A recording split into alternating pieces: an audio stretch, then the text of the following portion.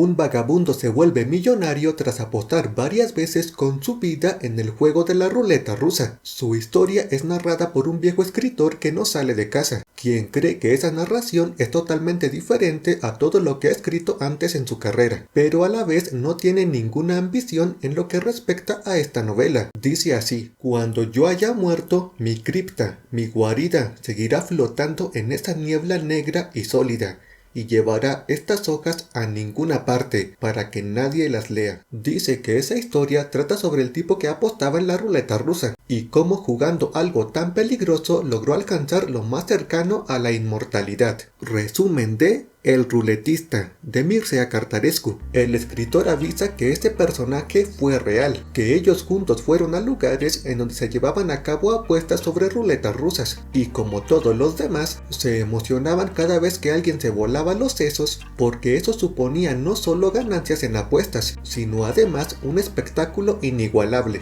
Dice que aquel hombre cuyo nombre no recuerda, pero que todo el mundo lo llegó a conocer como el ruletista, era alguien alto, desaliñado y de mirada amargada. Avisa que dicho hombre sí murió por culpa de un revólver, pero no debido a una bala. Dice que de niño aquel hombre tenía una mala suerte terrible, tanto que no ganaba ningún juego de azar, pero aún así le gustaba apostar, y por ende siempre se mantuvo en la pobreza. Era también malo en sus relaciones, y el único amigo real que tenía era él. El escritor dice que con el tiempo se volvió famoso con sus libros y le perdió la pista a aquel hombre, pero un día se reencontró con él en un restaurante, en donde vio que su apariencia era diferente, pues iba de traje y rodeado de hombres con dinero. Esa noche el ruletista lo invitó a su primer evento de apuestas en ruletas rusas. Lo llevó a un lugar subterráneo con mucha suciedad, pero en donde también las apuestas de dinero eran las más altas que había visto en toda su vida. Ahí el escritor es testigo de cómo una especie de anfitrión al que llaman el patrón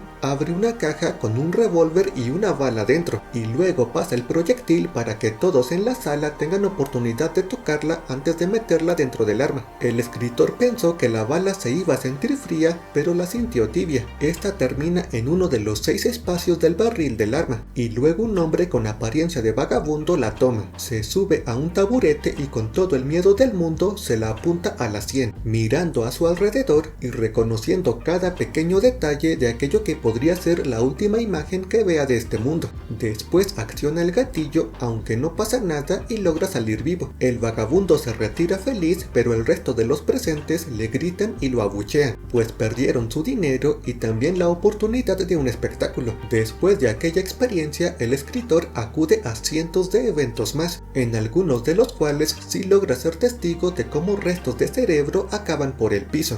Dice que los patrones consiguen para esos eventos a vagabundos, adictos y personas recién salidas de prisión. Si salen vivos se llevan el 10% de las ganancias, lo cual parece poco, pero se debe tener en cuenta que si pierde el juego, el patrón debe multiplicar el dinero de los que apostaron por 10 o incluso por 20 veces. Así que es una apuesta muy arriesgada. Cuenta que la mayoría solo juegan una vez y no vuelven nunca más, pero algunos tientan a su suerte un par de veces más, y por experiencia sabe que ninguno de los que repiten llega a sobrevivir más allá de 3 juegos, excepto por el ruletista. Cuenta que el ruletista es un caso especial porque él acudió al juego voluntariamente, por lo que no tuvieron que buscarlo ni convencerlo como a todos los demás, a quienes se les tenía que darle una charla larga para hacerles ver que su vida no vale tanto. El ruletista acudió por pie propio a uno de esos eventos y aceptó la primera oferta que le dio el patrón. Cuenta que las primeras 3 veces que jugó y se salvó pasó desapercibido, si acaso como un suertudo ante los ojos de algunos cuantos, pero conforme siguió regresando a seguir jugando, empezó a ganarse el prestigio de aquella audiencia, llegando a sobrevivir a 8 juegos seguidos.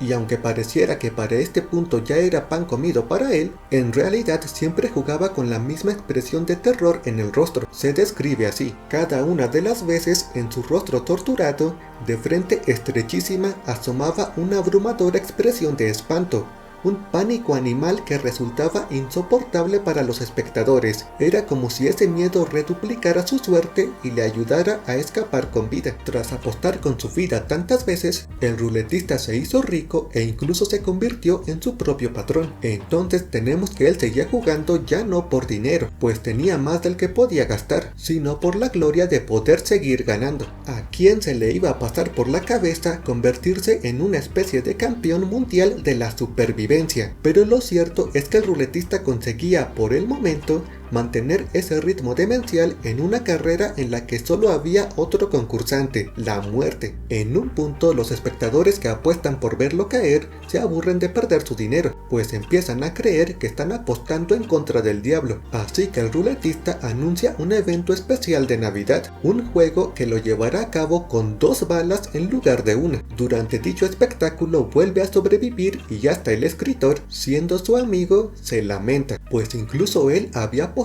en su contra. Ese juego con doble balas lo repite un par de veces más y el juego se empieza a volver exclusivamente suyo, puesto que ya a nadie le interesaba ver a un vagabundo cualquiera cuando él ya tenía toda la fama. Sin embargo, a la vez el dinero de las apuestas fue disminuyendo, pues ya nadie quería seguir perdiendo dinero en su contra, por lo que los eventos pasaron de generar dinero a través de las apuestas a hacerlo a través de una entrada que la gente pagaba ya solo para ir a ver su espectáculo. Un espectáculo con un solo actor que, de vez en cuando, como un gladiador en la arena, se enfrentaba al destino. Los lugares subterráneos sucios se cambian por sedes elegantes. El ruletista pronto aumenta la cantidad de proyectiles a 3, es decir, 50% de probabilidades de perder. Y también así continúa sobreviviendo, y como las veces anteriores, continúa mostrando una terrible mirada de pánico cada vez que está a punto de accionar el gatillo, y su espanto es tal que cada vez que sobrevive cae al suelo agotado, y debe pasar un par de días recuperándose. Los apostadores que antes abucheaban ahora gritan de emoción cada vez que lo ven salir vivo, lo cual no quita que estuvieran esperando su violenta caída unos segundos antes. Vemos que con el tiempo aumenta la cantidad a 4 e incluso 5 balas, y siempre sobrevive. El escritor cuenta que llegados a este punto sentía que su existencia estaba ligada a la del ruletista, que así como él publicaba libros que eran elogiados enormemente por la crítica y el público, él como el ruletista parecían solo estar esperando un final que nunca llegaba. Un día el ruletista anunció un último juego, al cual acudió todo el mundo, incluidas personas famosas y poderosas. Además, yendo en contra de toda probabilidad, esta vez mete en el barril 6 proyectiles, lo cual en teoría ya no lo deja con ninguna probabilidad de sobrevivir. Sin embargo, en el momento en el que acciona el gatillo, sucede un accidente por encima de ellos, provocando un estruendo terrible que sacude a todos, destruyendo parte del sitio y haciendo que todos corran despavoridos. Solo el escritor vuelve para ayudar al ruletista, quien está con vida en el suelo, y el escritor ve que al revólver le falta una bala, por lo que se podría decir que sí sobrevivió al juego. Después de aquello ya nadie vuelve a hablar sobre los juegos de ruleta, ni siquiera el propio ruletista. El escritor dice que ahora a sus 80 años se siente cansado, que una noche sueña que pasa a través de los cuerpos de miles de dioses, con una eternidad de tiempo entre cada uno de ellos, y termina frente a frente con el más bello de todos, al cual describe así: ¡qué hermoso era! Su torso peludo, como de toro, tenía senos de mujer, su rostro era joven, coronado por la llamarada de una melena peinada en miles de trenzas, las caderas anchas cobijaban su poderoso miembro viril, todo él, de la cabeza a los pies, era solo luz, tenía los ojos entreabiertos, sonreía de forma extática y triste, y justo a la altura del corazón, bajo el seno izquierdo, asomaba una herida terrible. Despierta de aquel sueño desconcertado, admitiendo que el ruletista en realidad solo es un personaje, pero diciendo que entonces él también lo es. Argumenta esto así: porque los personajes no mueren jamás, viven siempre que su mundo es leído. Aunque jamás consiga besar a su amada, el pastor pintado en una urna griega sabe al menos que la va a contemplar eternamente. Esta es mi apuesta y mi esperanza. Espero con toda mi alma, y tengo un argumento poderoso, el ruletista, ser el personaje de un relato, y aunque tenga 80 años,